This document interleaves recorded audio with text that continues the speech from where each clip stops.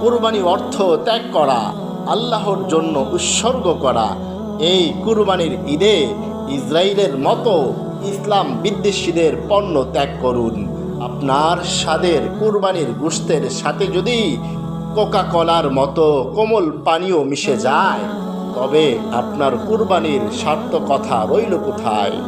এজন্য প্রত্যেকটা মুমিনের উচিত এই সমস্ত পণ্য বয়কট করা, সাথে সাথে ভারতীয় সমস্ত পণ্য বয়কট করা।